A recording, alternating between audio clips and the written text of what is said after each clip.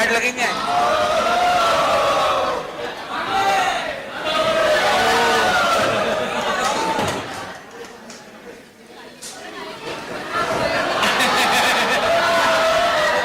आराम से चाय पीती भांग।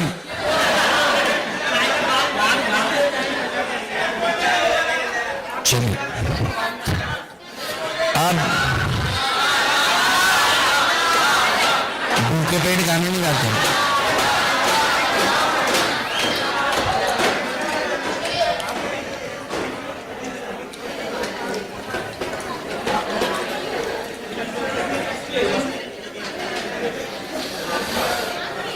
Now let's start with some problems. कुछ इनिशियल प्रॉब्लम करेंगे, थोड़ी चीजों को समझेंगे, उसके बाद आगे बढ़ेंगे।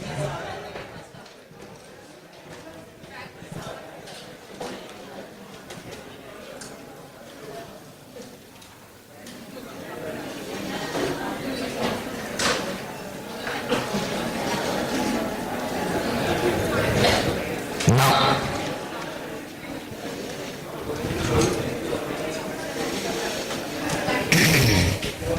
पहले कुछ बेसिक प्रॉब्लम्स, उसके बाद आगे बढ़ेंगे। पहला एग्जाम्पल आपको दिया है। अब मैं आपको बता रहा था कि एम्प्लॉय कंपनसेशन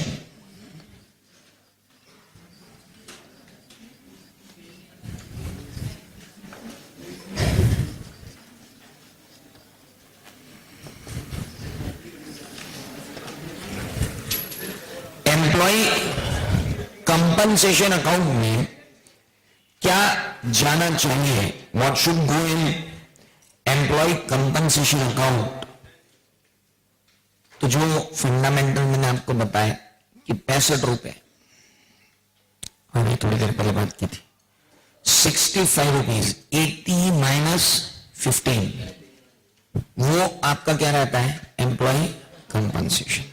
अब आपको अगर एम्प्लॉय कंपनसेशन निकालना है तो आपको फेयर वैल्यू ऑफ शेयर चाहिए और एक्सरसाइज प्राइस चाहिए, या फेयर वैल्यू ऑफ ऑप्शन भी चलेगा।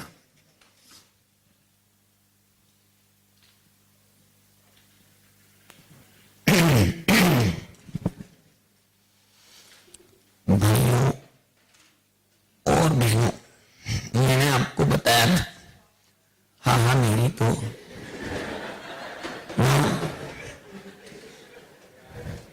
फेयर वैल्यू ऑफ शेयर और एक्सरसाइज प्राइस, इन दोनों के बीच के डिफरेंस को ही तो हमने वहां लिया था 65 लिया था ना। लेकिन अगर मैं इसको वैसे नहीं निकालता और आपके ऑप्शन प्राइसिंग मॉडल जो मॉडल ने पढ़ाया आपको उन पे जाता, कितने सारे मॉडल हमारा मॉडल पढ़ाता है आपको, ऑप्शन प्राइसिंग के ढेर मॉडल, ब्लैकिंग शोल्स मॉडल, ये मॉडल वो मॉडल, ढेर सारे तो हैं। उस मॉडल से अगर प्राइस निकाली जाती, अल्फा बीटा गामा नेप्टा थीटा डेल्टा जो भी थी, वो भी तो एक मेथड है ना। वो डेरिवेटिव के ऑप्शन की, मतलब डेरिवेटिव जो ऑप्शन है इसके अंडरलाइन, मैं तो अंडरलाइन प्राइस से चला गया ना कि अंडरलाइन की प्राइस मार्केट में कितनी है 80 3 साल बाद, और तुम इससे ले रहे हो कितने 15, तो 80 माइनस 15 दैट इज व्हाट 65। मैंने तो वैसे निकाल लिया। लेकिन सवाल में जरूरी नहीं है कि वो दिया हो। सवाल में कई बार वो दे देते हैं fair value of the option is, model से मैंने निकाला, ये तो आया 65 और ये आया 60। तो कई बार आपको है ना यहां पर दे रखेंगे fair value of the option, तो आपको इसी अप्रोच से जाना है, इसे कहते हैं fair value approach.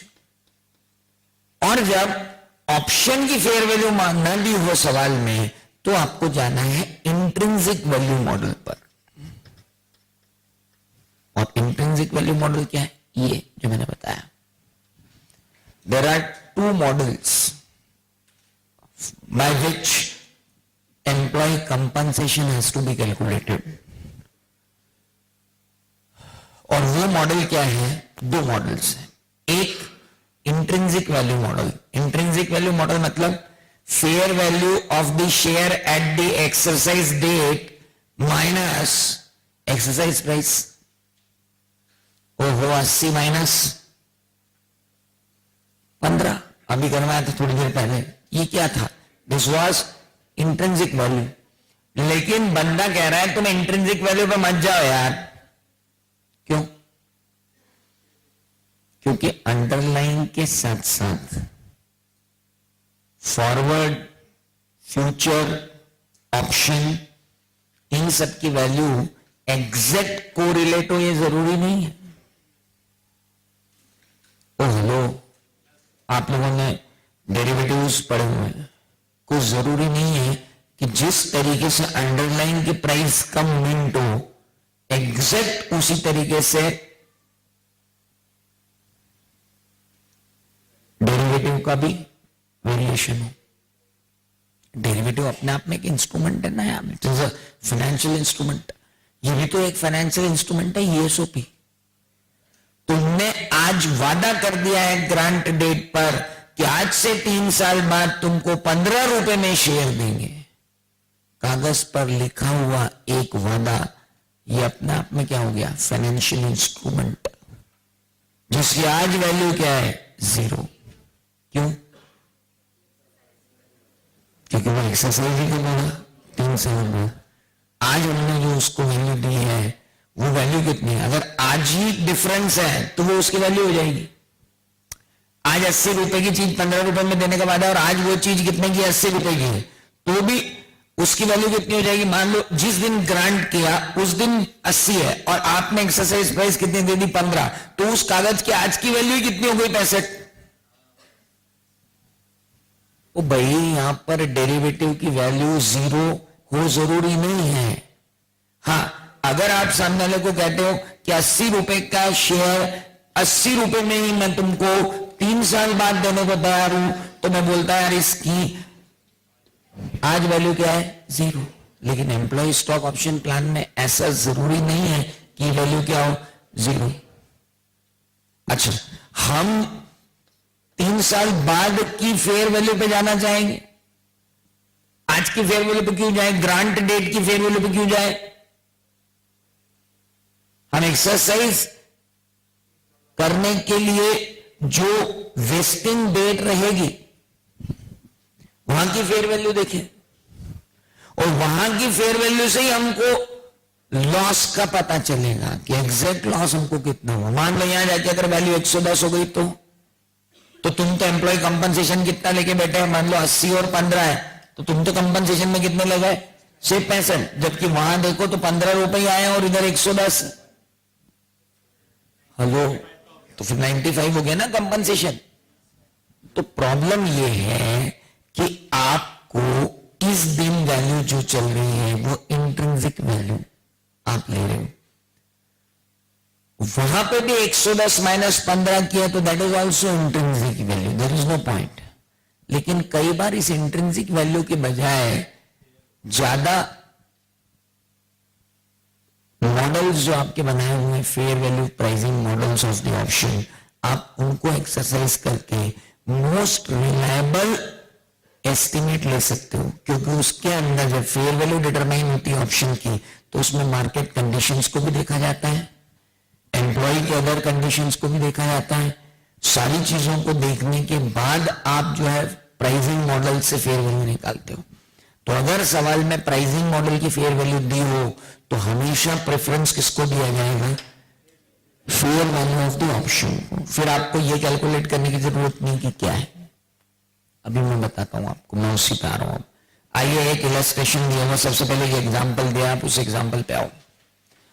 Ajanta grants 120 share option to each of its 460 employees. Each grant is conditional on employee working for Ajanta over next 3 years. Ajanta estimate that fair value of each share option is ₹12. Underline करेंगे, लिखा हुआ है वहां पे, fair value of each share option is ₹12. अब इसने आपको fair value of the share भी नहीं दी. हेलो, इसने आपको fair value of the share नहीं दी, इसने आपको उठा के सीधी क्या दे दी, ऑप्शन की फेयर वैल्यू. आप पहले फंडा समझ पा रहे हो कि नहीं समझ पा रहे हो, वो ध्यान रखो. कागज के पुर्जे की कीमत दे रखी है उसने, पूरे शेयर की कीमत नहीं दे रखी है. इस राइट की कीमत दे रखी है कि तुमको 3 साल बाद शेयर मिलेंगे. इस राइट की कीमत कितनी है, 12. यानी अगर मैं गांव वालों की भाषा में समझूं तो एक्सरसाइज प्राइस में 12 और जोड़ दूंगा तो एस्टिमेटेड फेयर वैल्यू पता चल जाएगी उस शेयर की वेस्टिंग पीरियड के बाद. हालांकि मुझे उस फेयर वैल्यू को पता करके कोई मतलब नहीं है, लेकिन मैं लॉजिक बता रहा हूं आपको. एक्सरसाइज प्राइस क्या रखी, नहीं वो तो ऑप्शन की वैल्यू है. Did they give any exercise value, no. वो तो ये चाह रहे हैं कि आप क्या कैलकुलेट करो, एम्प्लॉय कंपनसेशन. भाई आपकी लाइबिलिटी क्या है, what is your liability, compensation. तो वो आपको इस प्रॉब्लम में आप देखो, ना तो आपको क्या दे रहे हैं एक्सरसाइज प्राइस, ना तो आपको क्या दे रहे फेयर में, सॉरी, ना तो एक्सरसाइज प्राइस दे रहे, ना fair value of the underline दे रहे. एक मिनट, अंडरलाइन तो सब समझते हैं. हाँ, ना तो वो क्या दे रहे हैं आपको एक्सरसाइज प्राइस, ना वो आपको क्या दे रहे हैं अंडरलाइन. सिर्फ उन्होंने निकाल के दे दिया कि एक्सरसाइज प्राइस और फेयर वैल्यू ऑफ अंडरलाइन का डिफरेंस क्या रहेगा at the vesting date. Vesting date पर अंतर क्या रहेगा, ₹12. यानी इन ऑल मेरे ठोके कितने, ₹12. मतलब जो एक्सरसाइज प्राइस है और उस दिन अंडरलाइन की जो फेयर वैल्यू है, उनके बीच में कितने का डिफरेंस है, ₹12 का. यही नुकसान उनको हुआ है 3 साल तक एम्प्लॉय को रोक कर. हेलो, दैट्स वाई अब वो हमसे कह रहे हैं कि अजंता एस्टिमेट करती है कि 25% employ will leave during 3 year period and so forfeit their right to share the option.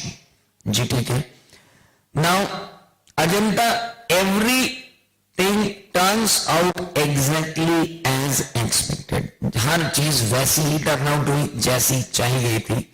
अब वो बोलते हैं calculate the amount to be recognized as an expense during the vesting period. कितने एम्प्लॉय चले जाएंगे, क्या इसमें लिखा है 25% एवरी ईयर. बहुत बॉस, एम्प्लॉय स्टॉक ऑप्शन के सवालों में आपको बहुत ध्यान देना है शब्दों पे. क्या यहां पर यह लिखा है 25% लीविंग एवरी ईयर, ना. उसने तो आपको एस्टिमेट दे दिया कि 75% एम्प्लॉय ही क्या करने वाले हैं, इस ऑप्शन को एक्सरसाइज करेंगे. बाकी 25% एम्प्लॉय के तो फोरफिट हो जाएंगे क्योंकि वो वेस्टिंग पीरियड खत्म होने से पहले ही चले जाएंगे. हेलो, अब अगर आप वेस्टिंग पीरियड खत्म होने से पहले ही चले जाएंगे तो टोटल एम्प्लॉयज कितने हैं बताओ, 460. उनमें 460 एम्प्लॉय को ही हमने ऑप्शन दिए हैं. क्या, कितने एम्प्लॉयज को ऑप्शन दिए, 460 को. कितने, अब इनका 75% ही रिटेन होंगे, यानी 345 लोग ही आखिरी में रुकेंगे. और इनको हम ₹12 के हिसाब से एक्स्ट्रा, मतलब ₹12 हमारे पेमेंट होगा, मतलब ₹12 हमको कम आएंगे. हम बोल रहे हैं ₹12 हमको कम आएंगे पर शेयर. मार्केट में जाते तो ₹12 ज्यादा मिलते, इनको दिया इसलिए ₹12 कम आएंगे. तो कितना कंपनसेशन हो गया, 4140. और इसके कितने शेयर, 120 शेयर पर employee. So now we have कितना 4,96,800. 4,96,800. हमको क्या हो रहा है पहले हमको करना चाहिए था 345 मल्टीप्लाइड बाय 120 मल्टीप्लाइड बाय 12. हमने पहले 12 कर दिया फिर 120 कर दिया. अब क्या होना था 345 मल्टीप्लाइड बाय 120 मल्टीप्लाइड बाय 12 तो कितना होता 496,800 जो भी आ रहा है. अब इसको हमको 3 साल में राइट ऑफ करना है तो कितना 1,65,600. अब 1,65,600 हर साल एम्प्लॉय एक्सपेंस डेबिट करूंगा. उसका नाम रखूंगा employee compensation to employee stock option outstanding. सीधी एंट्री मारूंगा हर साल एवरी ईयर मैं यही एंट्री मारूंगा. लेकिन अगर मैं ये तो ठीक है इलस्ट्रेशन था. क्या इलस्ट्रेशन था कि साहब आपके 460 एम्प्लॉय थे आखिरी में इतने बचने आपके और जितने बचने उनको एक एक को कितने शेयर दे रहे हो आप 120 और हर शेयर इशू करोगे जो आप एम्प्लॉय हो उसमें आपको 12 रुपए का नुकसान. मार्केट में इशू करते तो 12 रुपए ज्यादा मिलते हैं तो तुम्हारा टोटल नुकसान 4,96,000 का था. इसको डिवाइड करो किससे 3 से. जैसे ही इनको 3 से डिवाइड करोगे ईच ईयर तुम्हारा कितना जाएगा 1,65,600 पर ईयर. और पर ईयर एंट्री क्या डालोगे employee compensation expense account debit to employee stock option outstanding. अब ये सवाल तो यही रुक गया. थोड़ा और आगे बढ़ जाता कि साहब तीसरे साल सारे एम्प्लॉय आए और अपना सारा ऑप्शन एक्सरसाइज करके ले गए तो बैंक से कितने पैसे मिले भैया 120. अच्छा वो दिया नहीं ना so they have not given exercise price तो लास्ट एंट्री हम नहीं कर सकते. पर अब हम इसको मॉडिफाई करते हैं क्वेश्चन. इस क्वेश्चन में पहला मॉडिफिकेशन तो ये लो कि व्हाट इफ ओ भैया कॉपी बिल्कुल तैयार होनी चाहिए जैसे करवा रहा हूं. ये व्हाट इफ आपको करना पड़ेगा वहां व्हाट इफ नहीं तो अब लिखो what if in illustration 1 example. What if in example और नोट्स में पेज नंबर भी नहीं होंगे मेरा ख्याल है. Page number 3. What if in example on page number 3 bracket में लिखो remove the staple and get the page number. Now page number 3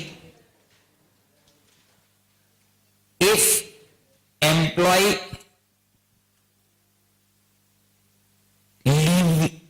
will leave 25% each year.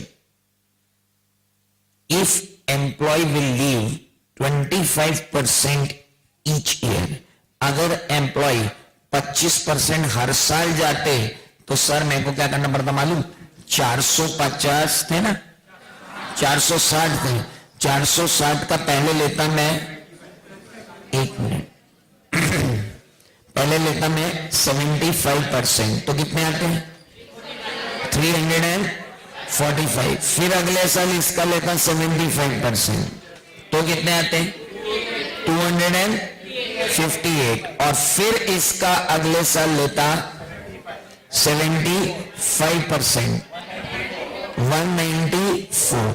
ये ऐसे आते हैं. लेकिन सवालों में हम क्या करते हैं मालूम 460 multiplied by 75% multiplied by 75% multiplied by 75% वो कर देते हैं. हम लिख देते हैं ऐसा क्यों क्योंकि हमको करना ये है. तो आप अगर वैसा भी करोगे कि multiplied by 75% first year multiplied by 75% second year multiplied by 75% third year तो भी आप वहीं पहुंचोगे. करके देख लो जरा कैलकुलेटर पे एक्सरसाइज. एक ही बात है. अब आपको कैसे लिखना है वो आप लिखो. आपको सारे सवालों में वैसे लिखा हुआ मिलेगा वो उधर लिखा हुआ जैसा. लेकिन कर हम कैसे रहे 460 का 75% फिर जो आया उसका 75% फिर जो आया उसका 75%. That is each year. अब आपको सवाल में देखना पड़ेगा कि बंदे ने ईच ईयर बोला है या ड्यूरिंग द ईयर बोला है? Hello,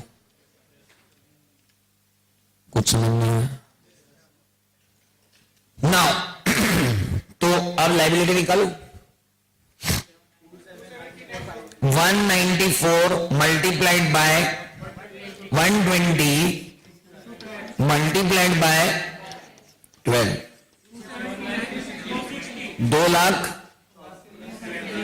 2,79,360 divided by 3। गुड।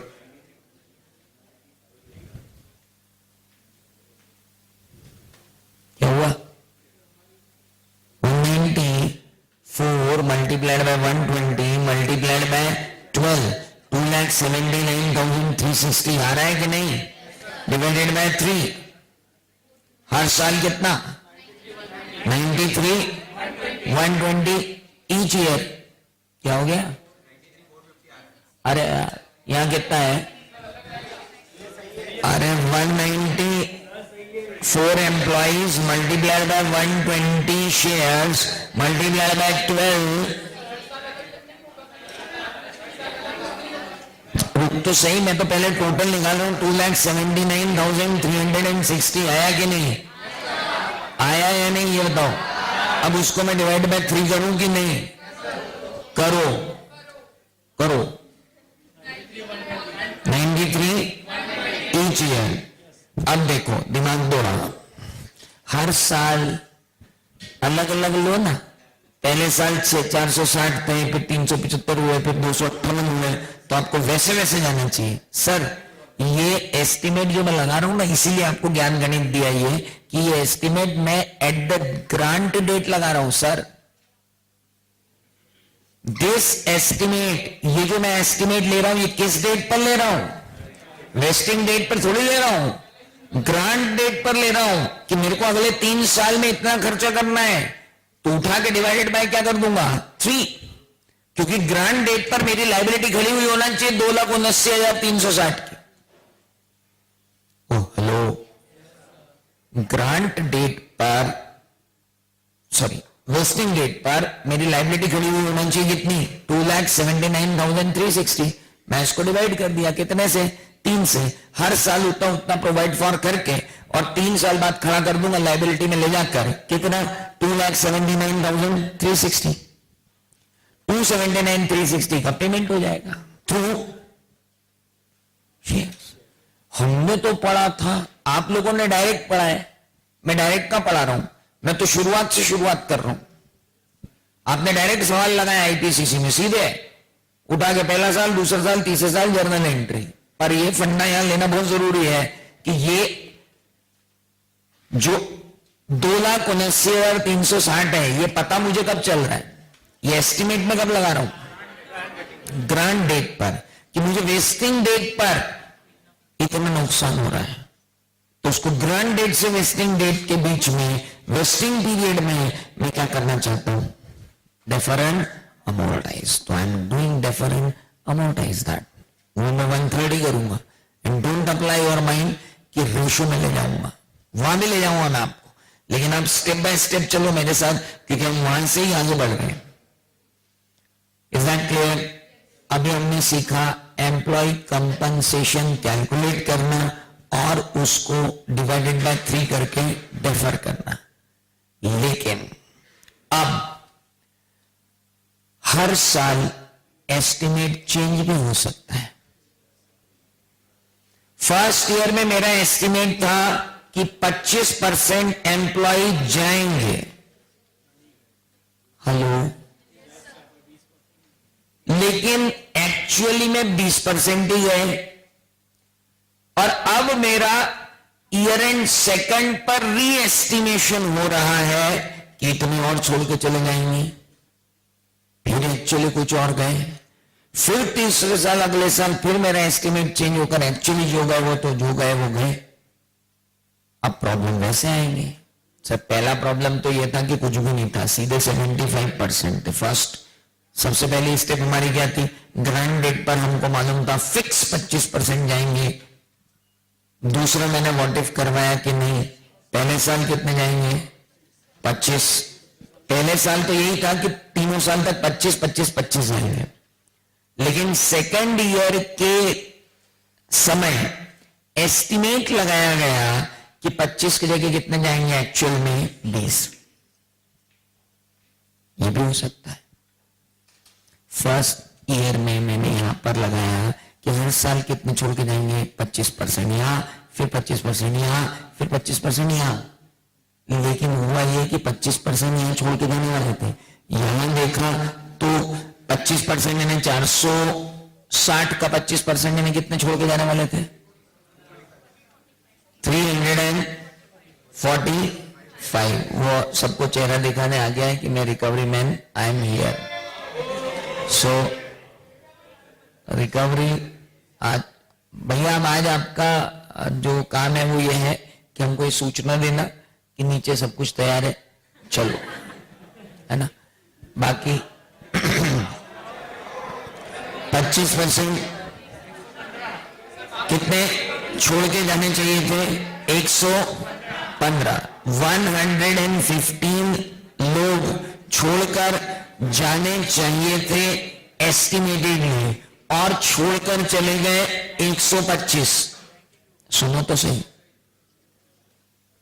और जब 125 छोड़ के चले गए, अब बहुत ध्यान से देना क्योंकि है ना अलग अलग प्रॉब्लम अलग अलग लैंग्वेज देता है, और मेरे को वो तीनों लैंग्वेज आपको बतानी है जो प्रॉब्लम देते हैं। अब थोड़ी देर के लिए मेरे को नाटा से रोना पड़ेगा कि प्रॉब्लम की लैंग्वेज को समझो, क्योंकि वो लैंग्वेज 3 अलग अलग तरीके की लैंग्वेज होती है। अब एक लैंग्वेज क्या आई कि 125 लोग छोड़ के गए, and the estimate for all the 3 years has been revised to 30। estimate for the whole vesting period had been revised to 30। मतलब ये रिवीजन पहले साल से ही 30% अप्लीकेबल है। सर सवाल देखना पड़ेगा, आधे से ज्यादा जनता, क्योंकि ये प्रॉब्लम जब अपन कर देते ना तब अपने को थोड़ी मालूम होता गलती की, क्योंकि गलती तो इसमें होती नहीं, जर्नल एंट्री तो मिल ही जाती है। और दादा ये सवाल गलत करोगे तो आपको कभी पता भी नहीं चलेगा कि आपने गलत किया है, और आपका पड़ोसी भी मिल गया उसने भी गलती की तो दोनों मिलकर ताली भी बजा लोगे, वाह मजा आ गया अपन ने बिल्कुल सही किया है। आपको पता थोड़ी पड़ेगा इसमें, क्योंकि आपने जो लाइबिलिटी एस्टिमेट कर ली उसी का आप पेमेंट दिखा के आओगे और उसी का बैलेंस शेयर कैपिटल में डाल के आओगे। आपको कहां से पता चलेगा कि आपने गलती की? और पड़ोसी अगर बोलेगा कि नहीं है तो ये है, तो बोला तेरा गलत होगा। हमारी तो जर्नल एंट्री मिल गई तो बावले जर्नल एंट्री तो मिलेगी ना, जिसको डेबिट करेगा तो उसको क्रेडिट भी करेगा, उसमें क्या है। मैं कह रहा हूं, अच्छा कुछ लोग अभी यहाँ बैठे हुए बोले यार ये अब देखो अब ये है ना फिर वेलकम टू से फाइनल हो गया, अब ये ना सीधे सीधे नहीं पढ़ा रहा, हमको उलझा रहा है। उलझा नहीं रहा हूं, उलझाएंगे वो, मैं तो सुलझाने की बात कर रहा हूं। उसने क्या लिखा है पहले सवाल में वो देखो, क्या उसने ये लिखा है that the accountant had reestimated it to 30% for the whole vesting period. हाँ, होल वेस्टिंग पीरियड के लिए कितना किया है 30%, तो फिर भाई साहब पूरा एस्टिमेट कितना हो गया 30, यानी मैं अब तक जो जा रहा था वो जा रहा था 460 का 75 और 75। अब उसने क्या किया, एक्चुअल एम्प्लॉय छोड़ के चले गए 125, तो उसने एस्टिमेट रिवाइज किया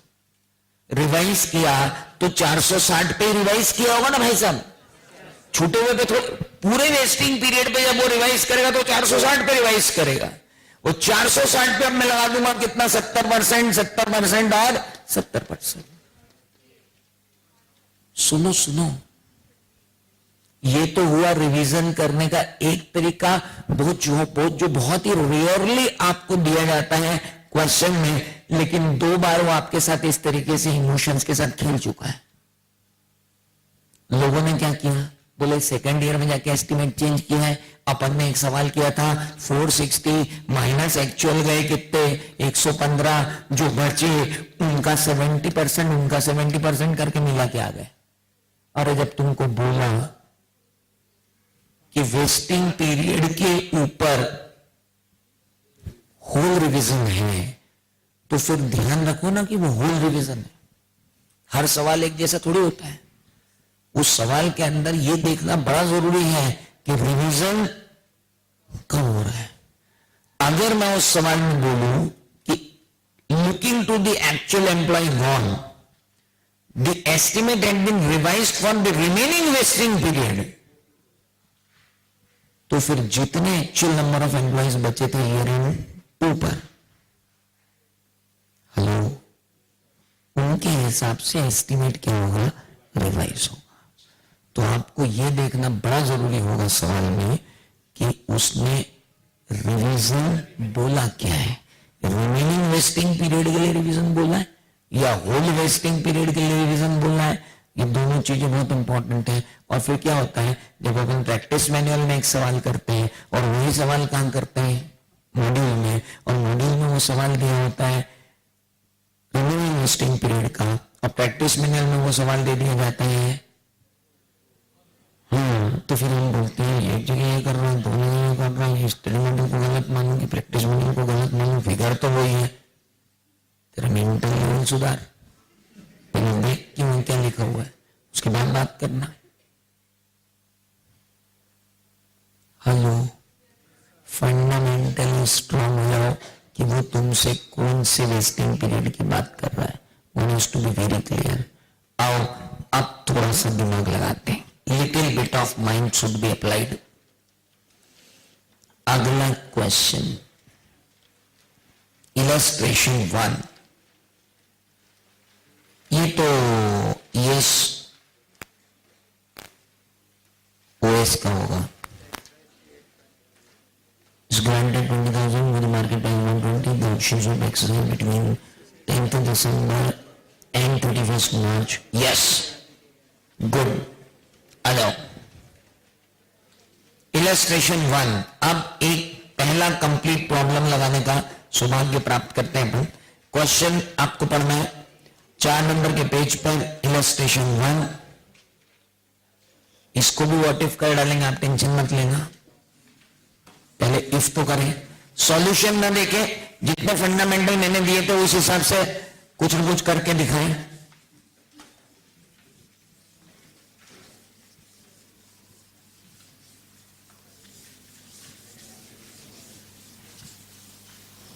सबसे पहले तो इस प्रॉब्लम में क्या क्या लिखना है वो बताऊं।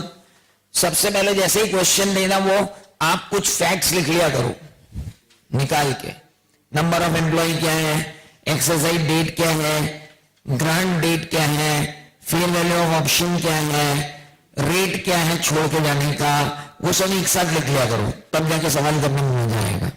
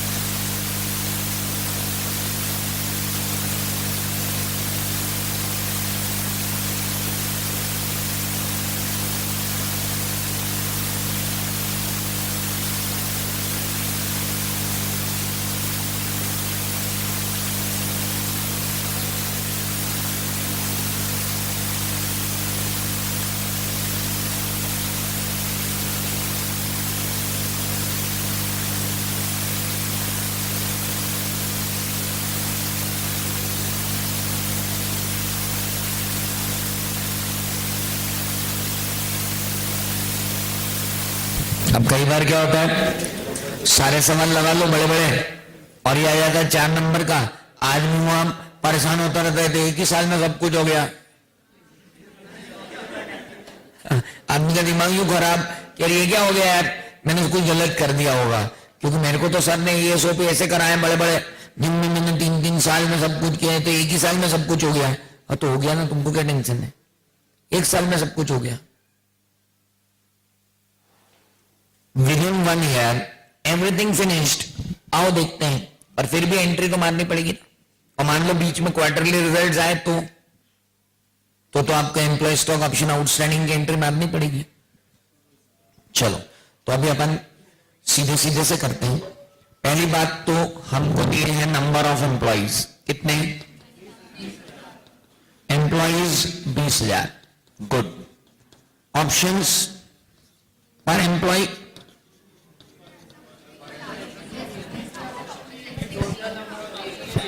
ऐसा कुछ भी नहीं दिया है। ओके, जनरली सवालों में दिया जाता है कि ऑप्शन पर एम्प्लॉय कितना। हमको तो बोला गया कितने एम्प्लॉय को कितने शेयर देना है। हाँ, 20,000 नंबर ऑफ एम्प्लॉय है कि नंबर ऑफ ऑप्शन है? ओके, नंबर ऑफ ऑप्शन पर एम्प्लॉय कितने दे दिए? पर एम्प्लॉय नहीं, सारे एम्प्लॉय के कितने दे दिए? 20,000। तो नंबर ऑफ ऑप्शन है 20,000। एक्सरसाइज कितने लोगों ने की है? अच्छा, ग्रांट डेट क्या थी? 1/10/2013। और एक्सरसाइज डेट, अच्छा वेस्टिंग डेट 10/12/2013। कहां गया ये? हाँ, एक तो इसको सही करूं पहले। तो पूरे देश में फैला रहा है कि मेरे क्वेश्चन का आंसर नहीं मिला मेरे को अभी तक, कि लास्ट वेस्टिंग डेट।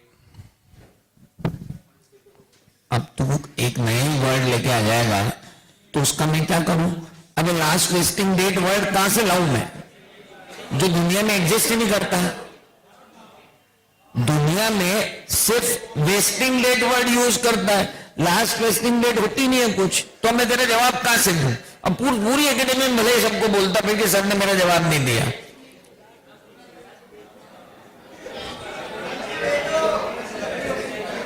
अब जब कोई लास्ट वेस्टिंग डेट होती नहीं है तो मैं कहां से लाऊं? हाँ, तो फिर होती कौन सी डेट है? Vesting date. तो अब मैं लास्ट वेस्टिंग डेट का जवाब क्या दूं? चलिए, हाँ, लास्ट एक्सरसाइज डेट जरूर होती है, लास्ट वेस्टिंग डेट नहीं होती बबलू। लास्ट, चलो तो भैया वेस्टिंग डेट क्या हो गई? 10/12/2013। और एक्सरसाइज डेट क्या है? लास्ट एक्सरसाइज डेट, ओके, 31 मार्च 2014 को लास्ट एक्सरसाइज डेट थी। बात खत्म हो गई। अभी तो नहीं दिक्कत है, अब मत बोलना है एकेडमी में। नाउ अब पूरी एकेडमी में मेरे जासूस कोने कोने में फैले हुए हैं। कौन बच्चा मेरे बारे में क्या बोलता है मुझको पल पल की खबर होती है। चलिए, सो नाउ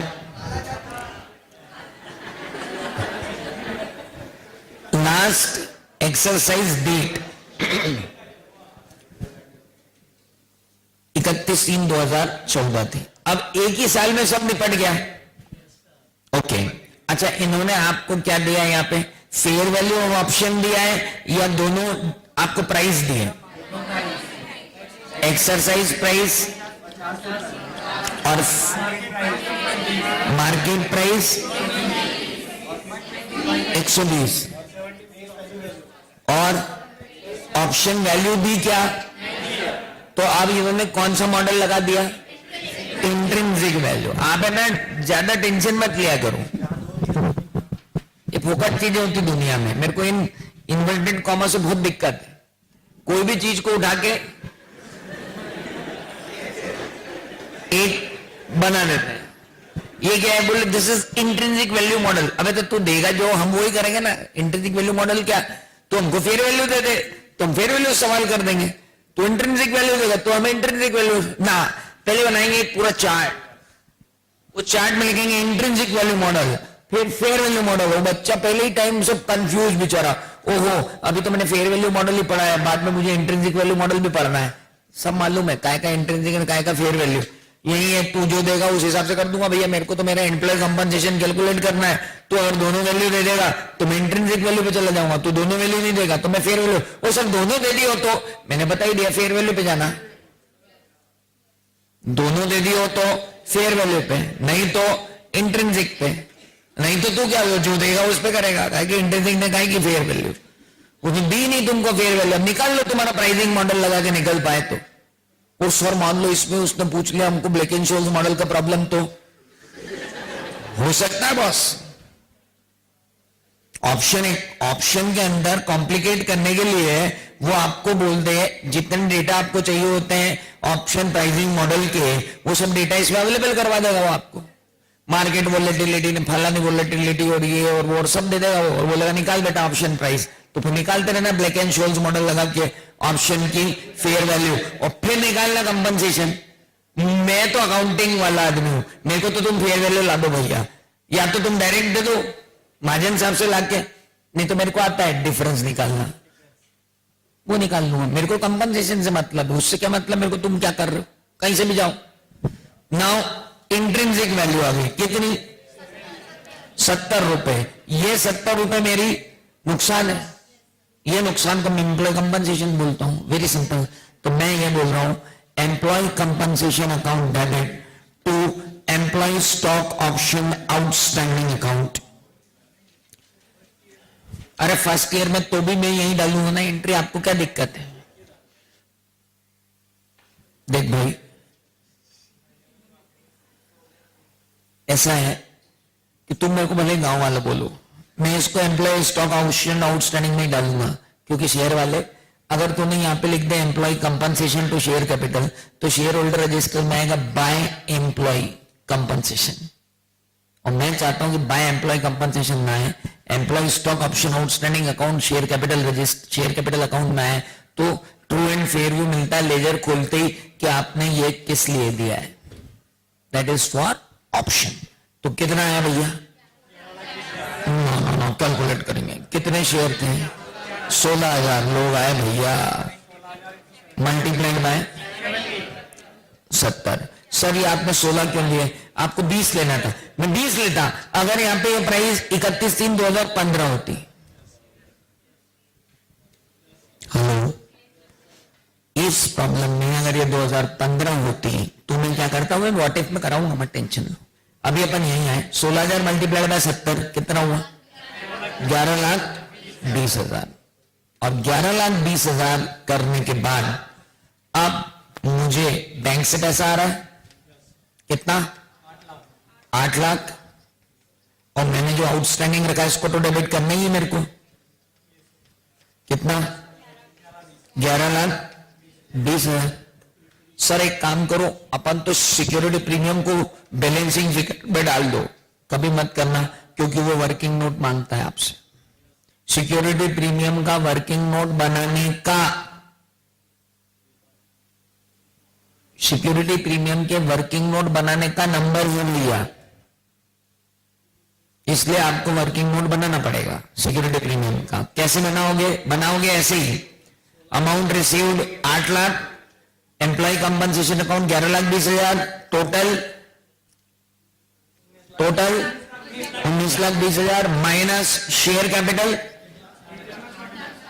1,60,000, तो बाकी बचा हुआ 17,60,000 सिक्योरिटी प्रीमियम। और यह लिखना वर्किंग नोट नंबर 1, और वर्किंग नोट नंबर 1 में यही चारों चीजें लिख देना, नहीं लिखोगे तो नंबर कट जाएगा।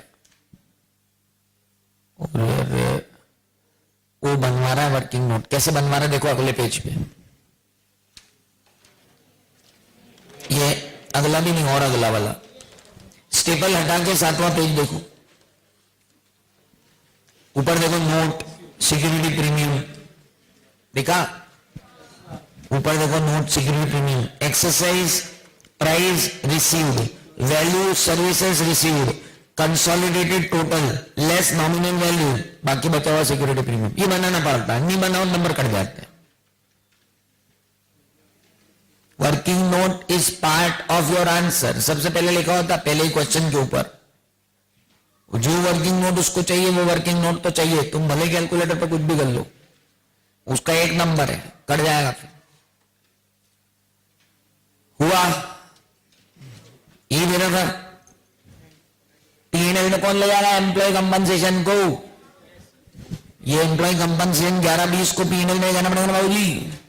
P&L to employee compensation 11,20,000।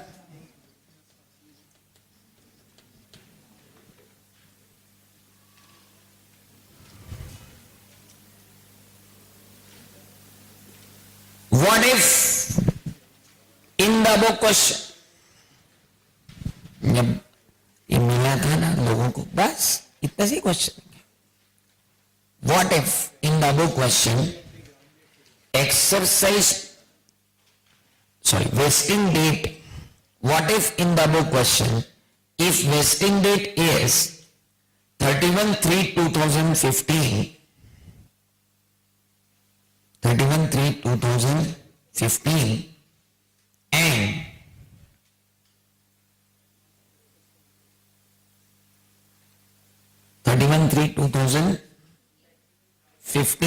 and last exercise date is 31/3/2016.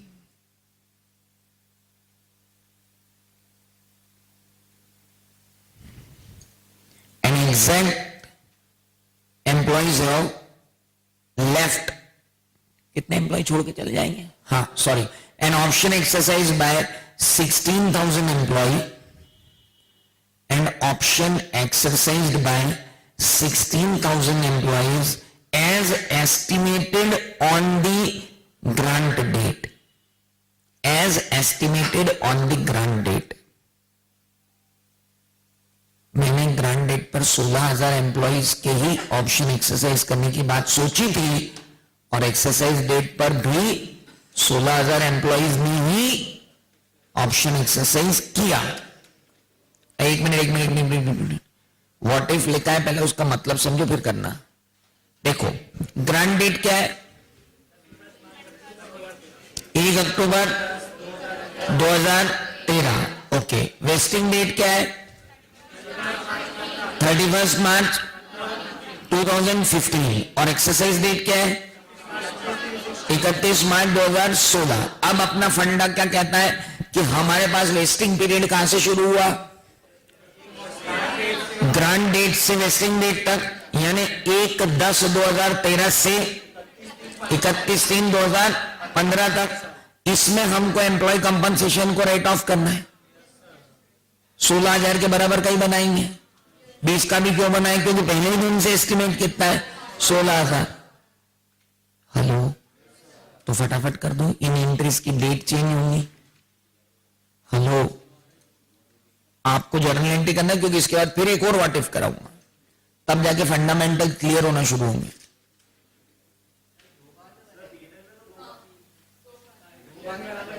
आप वही तो बोल रहा हूं, आप करो ना, इसीलिए तो फंडे क्लियर कर रहा हूं या बैठ के मैं। 1.5 साल का पीरियड हो गया ना सर, अब आधे साल का अलग, 1 साल का अलग, इन 2 साल हो गए।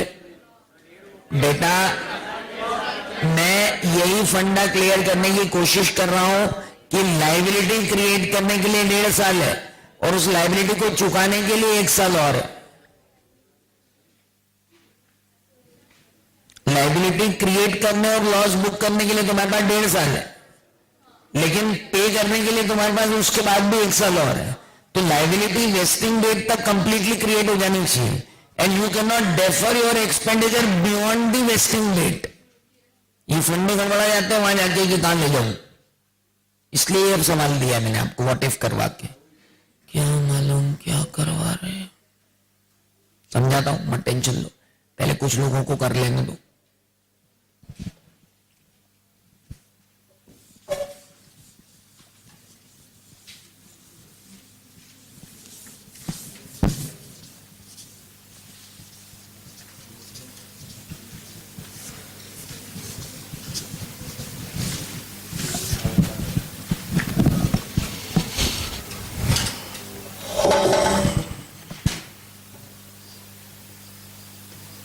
ग्रांट डेट क्या है ये बताओ।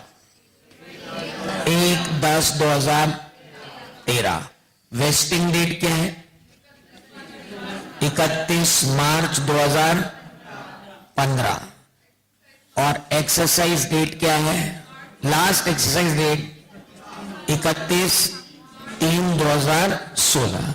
हमने इसी दिन एस्टिमेट कर लिया कि एम्प्लॉय तो है 20,000, लेकिन मुझे मालूम है कि 16,000 ही एक्सरसाइज करेंगे, क्योंकि वेस्टिंग डेट तक 16,000 ही यहां रुक पाएंगे। 4 तो छोड़ के चले जाएंगे, वेस्टिंग कंडीशन को मीट ही नहीं करेंगे, और जब वेस्टिंग कंडीशन ही मीट नहीं करेंगे तो उनको कुछ देने का सवाल ही पैदा नहीं होता। लेकिन इस बीच आ रहा है 31 मार्च 2014।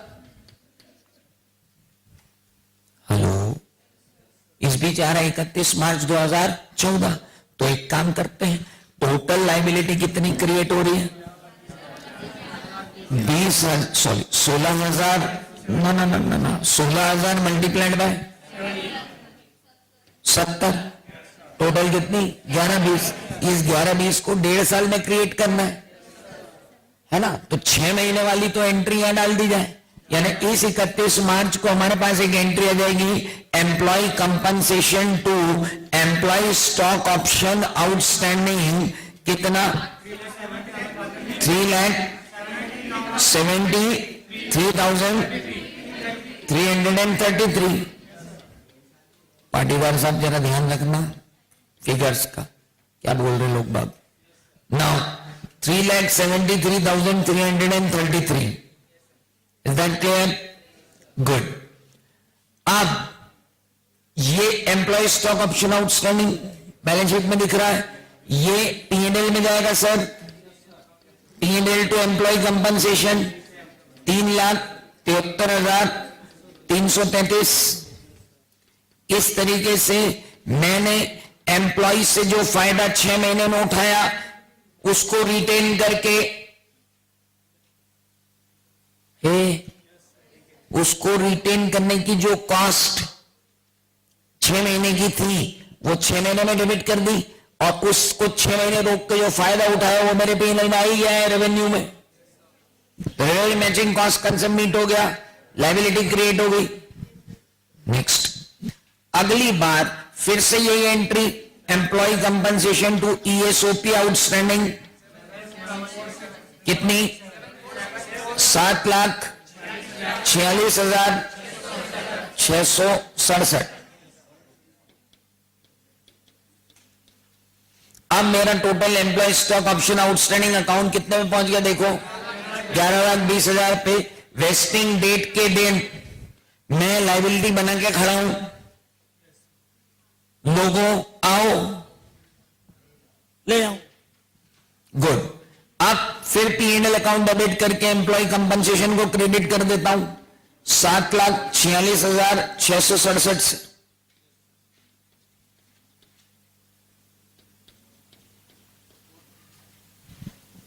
हेलो हेलो हेलो, ये कर दिया मैंने। अब सारे लोग लास्ट डेट पर ही आए। ऐसा भी हो सकता है कि कुछ लोग इसके पहले आ जाए, कुछ यहां आ जाए, कुछ यहां आ जाए, कुछ लास्ट डेट पे है। जब जब आते जाए, जितने जितने आते जाए, काम करते जाओ। हम तो मान रहे हैं अभी सारे के सारे कब आए? यहां। तो ठीक है भैया, ESOP आउटस्टैंडिंग जितना था 11,20,000, बैंक से तुम लेकर आ गए सब लोग कितने? 8 lakh. To equity share capital वही आएगी 1,60,000। टू सिक्योरिटी प्रीमियम कितना आएगा? 17,60,000।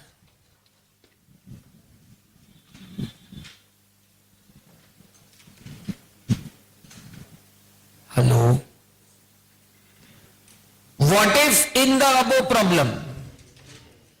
अरे पहले ये टिप लें दो यार। हाँ, पहले ये टिप लो। कौन सी बेटा? सर ये भी मैंने 31 मार्च 2014 को मारी, ये 31 मार्च 2015 को मारी, और ये 31 मार्च 2016 को मारी। 1:10 कौन सी वाली, ये वाली एंट्री, हाँ 1:10 को डाल दो ना, कोई दिक्कत थोड़ी। You should actually put this entry on 1:10 itself. मैं तो बैलेंस शीट बता रहा हूं कि ये एंट्री आ गई बैलेंस शीट में। अब एक मिनट, सुनो सुनो सुनो सुनो सुनो सुनो, शांत। क्या 1:10 को तुमने सारी सर्विसेज अवेल कर ली रिटेन करने की? लाइबिलिटी तो क्रिएट कर लोगे, लेकिन पीएनएल में नहीं लेके जा पाओगे। हाँ, तो फिर 31 मार्च को ही क्रिएट करो ना, बेटर है 1:10 को करने की बजाय। क्योंकि तुम 6 महीने तक उस बंदे को रिटेन करके रखोगे, उसकी सर्विसेज से रेवेन्यू अर्न करोगे। हेलो, गाइडेंस नोट कुछ नहीं बोल रहा है कि किस दिन करना है। हाँ, 1:10 को आपने लाइबिलिटी तो क्रिएट कर ली है, हाँ, बट कर सकते हो, दोस्तों पॉइंट। अगर आपके क्वार्टरली रिजल्ट बनते हैं तो आपको करना ही पड़ेगी। हाँ, नहीं नहीं, पिछले वाले प्रॉब्लम में बात अलग थी। मेरे को ESOP को शेयर कैपिटल अकाउंट में ले जाना था, इसलिए मैंने आउटस्टैंडिंग बताया था उसको।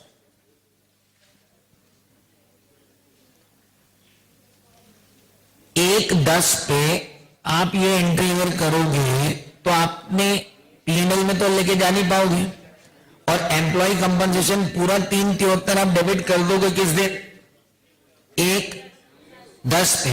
तो उसकी 6 महीने तक अगर आपको अभी आपको सर्विसेज अवेल करनी है, इसलिए आपको फिर हर महीने इस 373 को कहां लेके जाना पड़ेगा, पीएनएल मतलब एक्सपेंस में बुक करना पड़ेगा। बट वो इतना कोई करता नहीं है, एवरीबडी गोज ऑन 31 मार्च।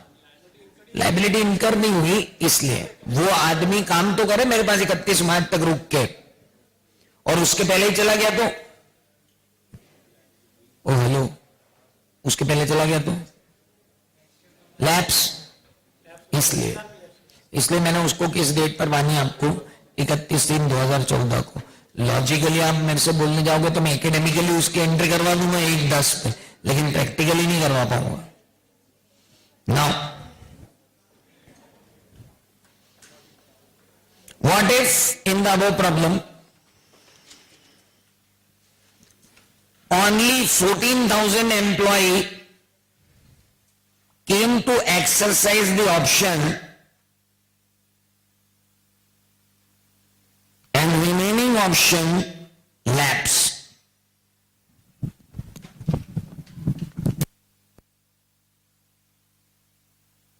नहीं, ऑन एक्सरसाइज डेट ही जाके पता चला। हाँ हाँ हाँ, लिखो, हाँ मैंने क्या बोला, ऑन क्या लिखा है, what if in the above problem only 14,000 employee came to exercise the option up to 31 March 2016 and remaining option lapse.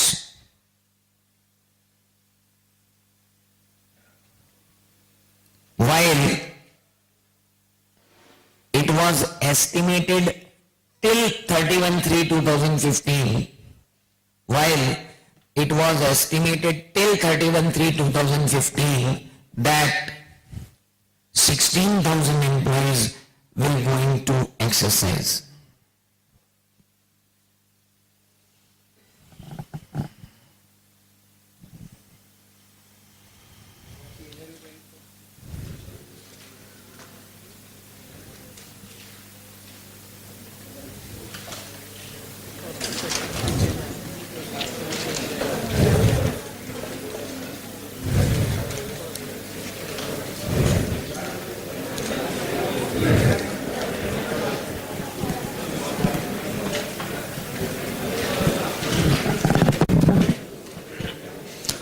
Step by step आगे बढ़ रहे हैं, छोटे छोटे सवालों में पहले।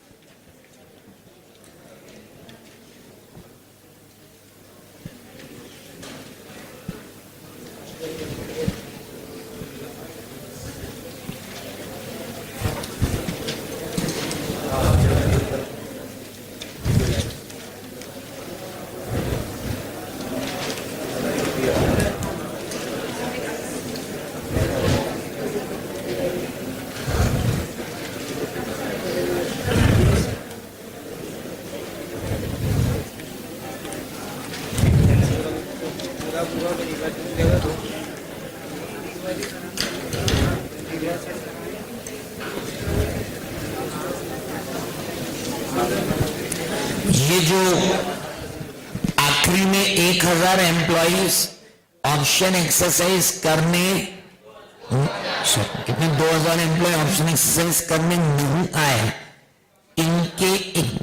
इनके लिए एक वर्ड यूज होता है, their rights have been forfeited.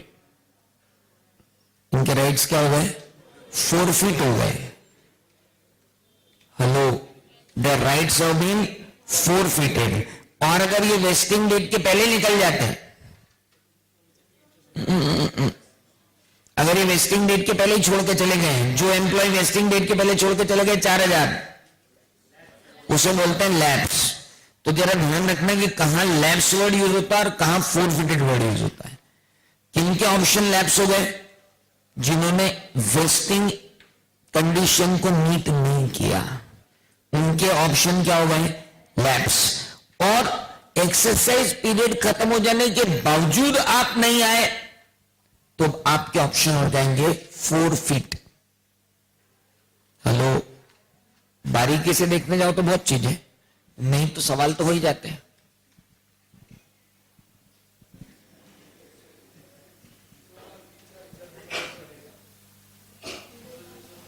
अब सर प्रॉब्लम ये हो गई कि ईएसओ पे आउटस्टैंडिंग तो 11-20, वो तो पूरा डेबिट होगा, लेकिन बैंक से आए कितने? ओनली 7 लाख। और इक्विटी शेयर कैपिटल भी कितनी इशू करनी पड़ी? सिर्फ 1 लाख। अब 1,40,000 शेयर पर ही सिक्योरिटी प्रीमियम कैलकुलेट होगी, दैट इज कितनी? इसीलिए वो वर्किंग नोट बनाना पड़ता है। देखो वर्किंग नोट कैसे बनेगा। कितने शेयर होल्डर ने एक्सरसाइज किया? 14,000। 14,000 शेयर के ऊपर उनसे पैसा कितना लिया? 50 रुपए। कितना हो? एक्सरसाइज प्राइस कितनी थी? 50। तो कितना आया? 7 लाख रुपए। एड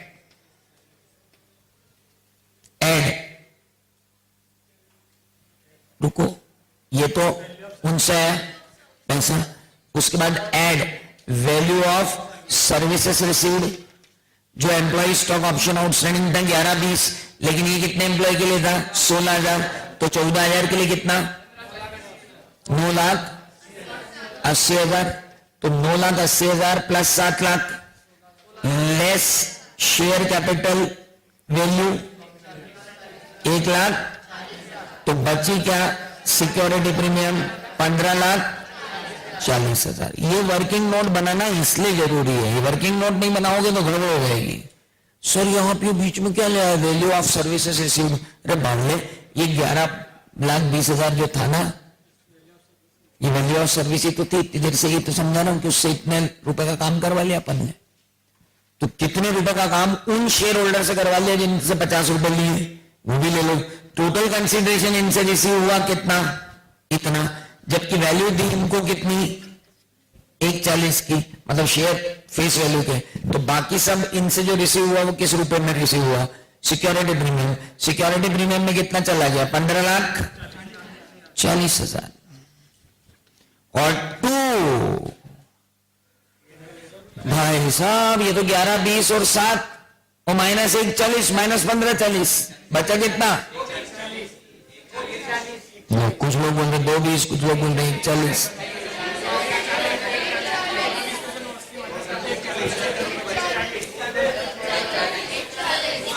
एक लाख 40,000 मारवाड़ी। तेरे 2,20 कैसे आ रहे रे भाई? भीलवाड़ा में अब तक मैंने सुना था कपड़ा बनता है, कैलकुलेटर कब से बनने लग गए? नाउ टू जनरल रिजर्व कितना? 1,40,000। जितने लोगों ने ऑप्शन एक्सरसाइज नहीं किए, मैंने उनके ऑप्शंस को फोरफिट कर लिया, और जिनके ऑप्शन को फोरफिट कर लिया है उसको सिक्योरिटी प्रीमियम में नहीं ले जाने दूंगा मैं,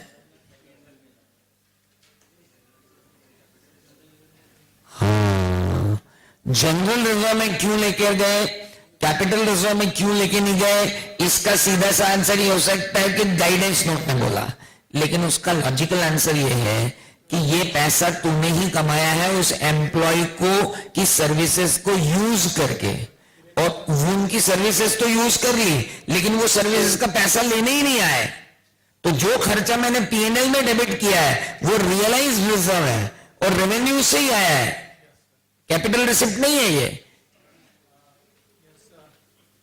ये उसका लॉजिकल आंसर। अदरवाइज तो आंसर ये है कि गाइडेंस नोट ने बोला।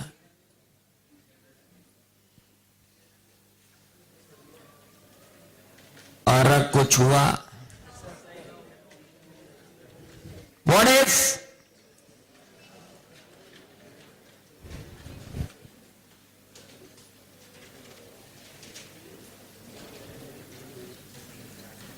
इन द ओरिजिनल प्रॉब्लम, कौन सा ओरिजिनल प्रॉब्लम यार, पन्ना भी नहीं हटाए, चौथे नंबर का जो प्रॉब्लम था ना, यही था ना, अभी फोर्थ तो चल रहा है। What if in the original problem, at the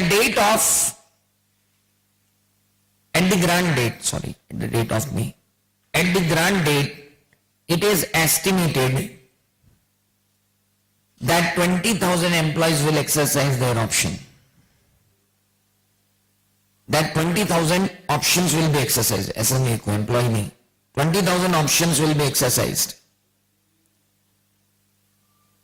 But on 31st of March 2014, 31st of March 2014, 20 employees, 2,000 options have been lapsed. 2,000 options have been lapsed. And on 31st March 2015, 2,000 more option lapsed. नहीं, original problem बदल दिया मैंने, अब बदला है ना, मतलब उसको बढ़ा रहा हूं ना आगे। सुनो 31/3/2015 2,000 more option have been lapsed up to, इसको लिखना up to 31/3/2015 लिखा, up to and up to 31/3/2015 2,000 more option have been lapsed, and up to 31/3/2016 3,000 options have been forfeited. 3,000 options have been forfeited. अब आएगा मजा।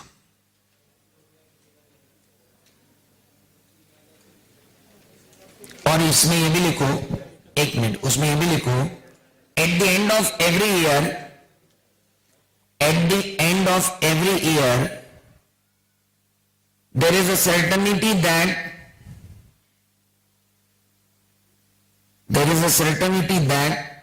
remaining employee will going to exercise option. There is a certainty that remaining employees are going to exercise the option. हर 31 मार्च को मुझे ऐसा लगता है कि जितने एम्प्लॉय बचे ना वो तो सारे के सारे ऑप्शन एक्सरसाइज करेंगे।